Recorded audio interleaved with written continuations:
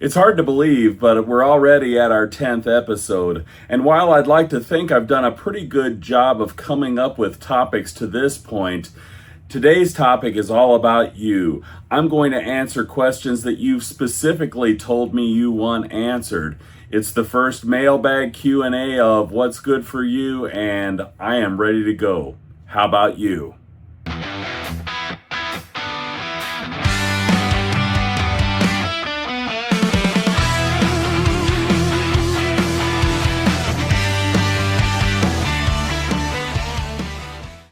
Okay, let's get right into it. The first question I have actually came to me a few times from different people who have watched the program, and it's simply this.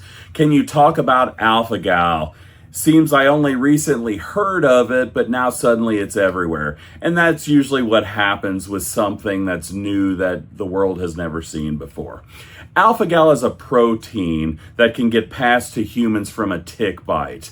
Now, in North America, the species most common associated with these alpha-gal proteins is the Lone Star tick. So it's important to check yourself regularly because these ticks can be very tiny. I'm talking only about 2 to 3 millimeters in size.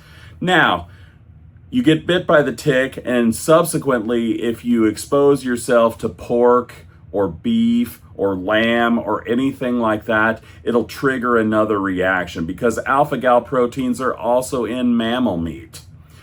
Now, here's the bad news. It's not just the meat, but it can be the organ meats like kidneys or liver. But the worst of all, it can be in milk and cheese. So now you're going to get this reaction from dairy.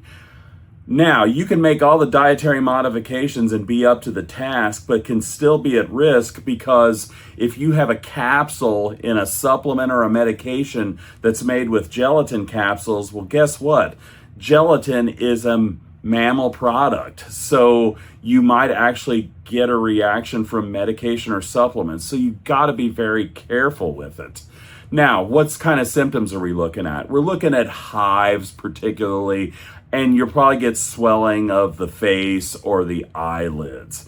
Now, those are the mild conditions, but it can progress all the way up to anaphylactic reactions where your airway closes off. And we've in fact seen deaths from alpha-gal exposure. So it's not a surprising thing, and it's not as far-fetched as it sounds. Now, the other thing is you may not get a reaction from every kind. You may not react to dairy. You may not react to gelatin capsules, but it's important to be diligent to keep an eye out for these things. If you're getting bit frequently by ticks, you probably ought to be tested for it along with any of the other tick-borne illnesses that are out there.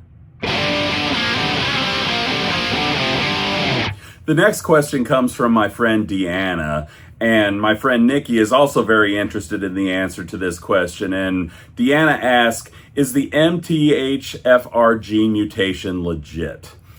Well, that's a complicated answer, but I will do my best to answer. MTHFR stands for methylene tetrahydrofolate reductase, which is an enzyme. Now, if you have this gene mutation, it can lead to genetically high levels of homocysteine, which is an amino acid. Now, interestingly enough, homocysteine does not occur in the diet. It actually is broken down into homocysteine by way of methionine, which is another amino acid. Now, people who have this mutation, 30% of the population have one copy of the gene, which means it's probably a little lesser of an involvement. But 10% of the population has 2 copies of the gene, which is just an amplification. Now, it's been associated with a wide variety of things over time. The most famous of it was probably it's an increased risk of cardiovascular and cerebrovascular complications. As a matter of fact, it's part of the cardiac workup to check a homocysteine level to see if these levels are high. It's also been implicated in peripheral arterial disease and heart failure. Now, we also will check MTHFR gene mutations in people who have had a blood clot. But the interesting part is clotting risk is seen in some, but not all of the studies. It's been very inconsistent. From an OB standpoint, early studies suggested that there was an increase in severe preeclampsia, which is protein spilling into the urine of a pregnant woman. It's been associated with placental abruption, which means the placenta is pulling away from the wall of the uterus, which causes bleeding. And I can tell you firsthand, it's an emergency. Fetal growth impairment has been implicated. We talk about neural tube defects because elevations in homocysteine can lead to folate deficiencies, and that's been very implicated in neural tube defects such as spina bifida and anencephaly. And we've also seen an implication with stillbirth. Now, in 2006, they did a comprehensive review of all the data, and they suggested that there is no association to any of these obstetrical causes. From an osteoporosis standpoint, homocysteine elevations have been implicated in some but not all of the data. And dementia, there's no consistent data that suggests the MTHFR gene mutation has anything to do with it. So, I guess what I'm trying to say is the jury's still out. Is it legit? Well, yeah, it's a legit defect. I think the question and the debate in what we are doing as doctors is, does it really matter if the homocysteine levels are high? Obviously, we're going to tell all of our pregnant women to have a folate supplement on board. And most women, if we get right down to it, are B complex deficient. So pyridoxine or B6 is going to be deficient anyway. It's an easy way to counteract it. And currently in the medical profession, we're not recommending routine homocysteine testing unless we're worried about homocystinuria, which means that the body can't break down methionine, which can be a problem. But guess what? When we do genetic testing on infants at birth, we're testing for homocystinuria. So it's not like we wouldn't know about it to begin with. The next question I've literally gotten dozens of times, and that is, why can't I have grapefruit if I take statin medications? Well, here's the answer to it. Grapefruit inhibits the metabolic pathway cytochrome P3A4 in the intestines. Now, this is the pathway where statins are metabolized. So if you've got interference there, statin levels can rise and increase the risk of complications like muscle breakdown or elevation in liver enzymes. But here's the deal. We've been very panicked about this throughout the entire course of time, but we realize now that if you have a reasonable intake of grapefruit, and when I say reasonable, I'm talking about 8 ounces of juice or a half of a grapefruit, it's probably not going to cause a severe interaction to the point that it's going to cause problems. So what I guess I'm saying is, if you want some grapefruit, anything in moderation is probably okay.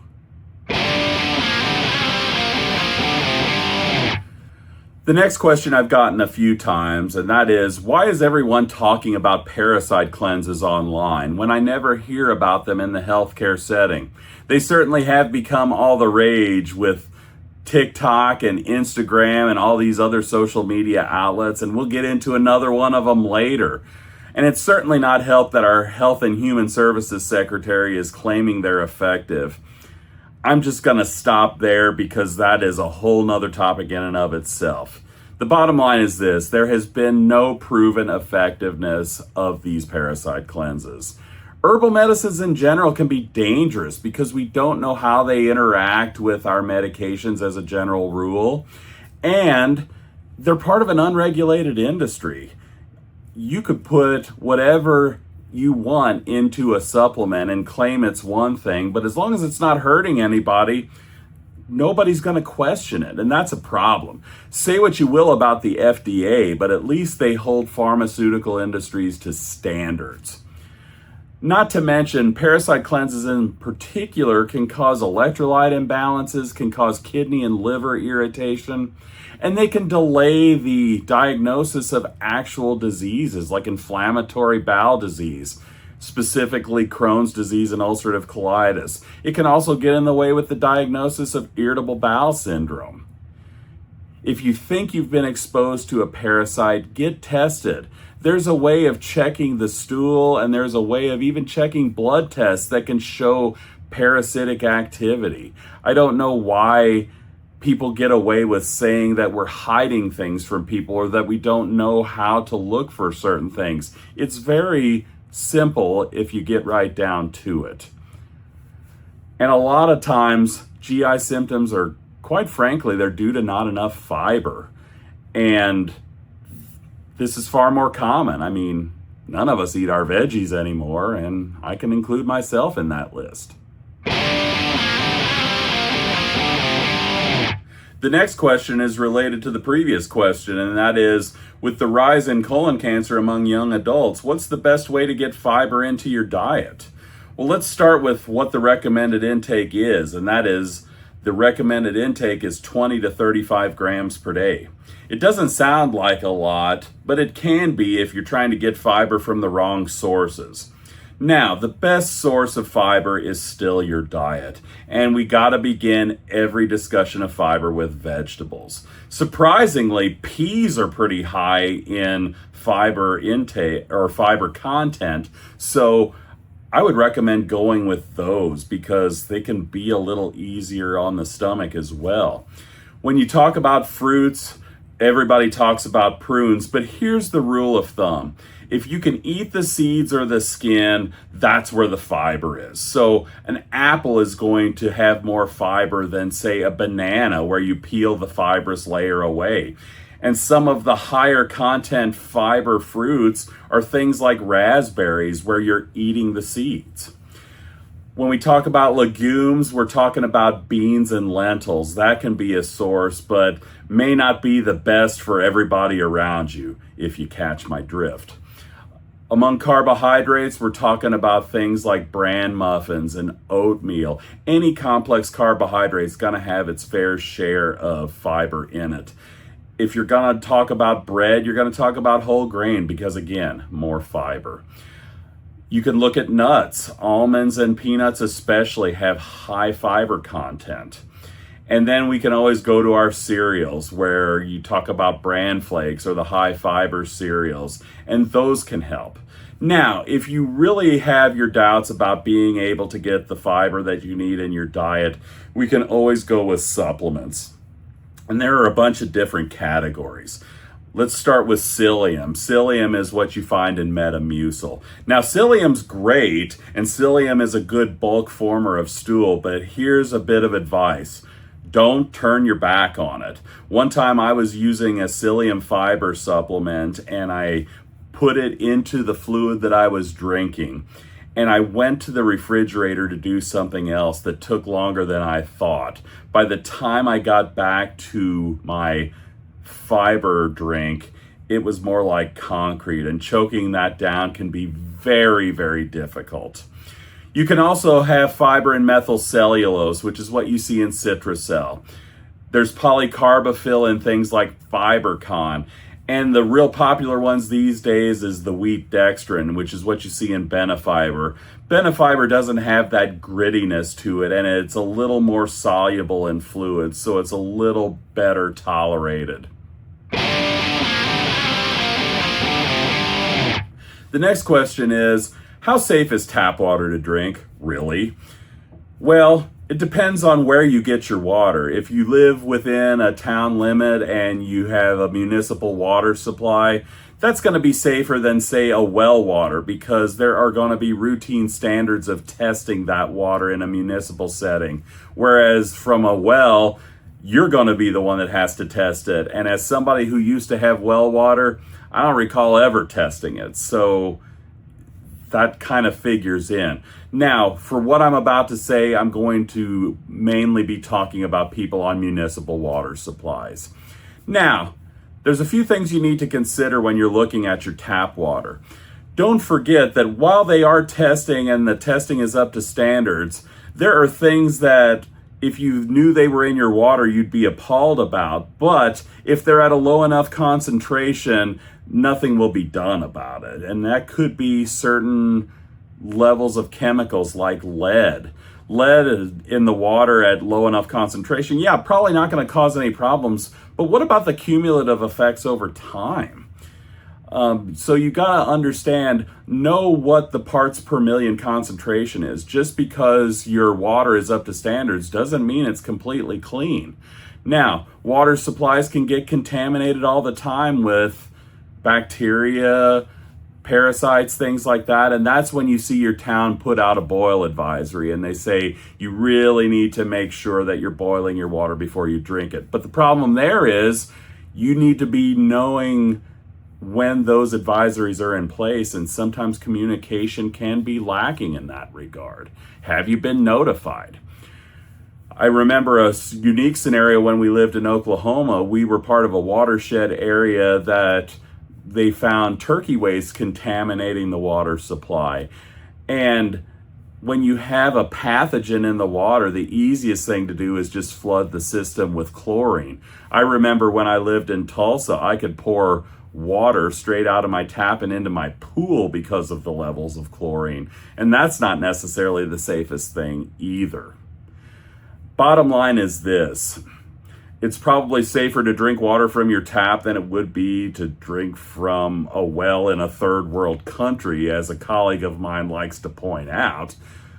But if you really are concerned about the purity of your drinking water, the tap may not be the best place for you. My final question is one that blew me away when I got it. And here we are, but I'm going to address it anyway. And the question is it safe to consume raw meat? I guess this is a trend on social media, and big surprise, TikTok's involved, Instagram's involved, and it's also involving our favorite chemical, testosterone. The argument states that raw meat retains natural enzymes and nutrients. You can get this from consuming raw meat along with certain organ meats like kidneys, liver, testicles. I'm just going to let the caption speak for itself there. But supposedly doing this will increase your energy, increase your testosterone, the wisdom of which I'm still debating with people, improving digestion and improving skin health. I should have known testosterone would be involved because the promise of increasing someone's testosterone has led us to some really bad decisions. But I'm just going to put this out there right now. Read my lips. Do not do this. It's a huge risk for foodborne illnesses when you engage in this kind of behavior, some of which are too numerous to list. For any young people that have thought about engaging in this, I'm going to give you a search term and I'm going to see if this is something you might be interested in. And that search term is trichinosis. I even put it at the bottom of the screen so you can spell it. See if that's something you're acceptable with taking on. Bottom line is, I'm strongly opposed to any diet that eliminates classes of nutrients. And I'm really have a strong bias against carnivore diets in general. I've seen people go into kidney failure. I've seen people's diabetes get worse, and it's just not something you want to deal with, especially at a young age when you have your whole life ahead of you. It's not worth the extra testosterone, believe me. Well, that's all the time we have for today. I hope you found this mixed bag of questions enjoyable and informative. If you have any questions and would like to see them included in a future episode, please mention them in the comments below. As always, please subscribe to the channel and like the content. I'm really hoping we can get the word spread about what we're doing here so that we can make a difference in people's lives. I'm Dr. Rock and Roll, and I will see you on the next episode at a time that's good for you. So long, everybody.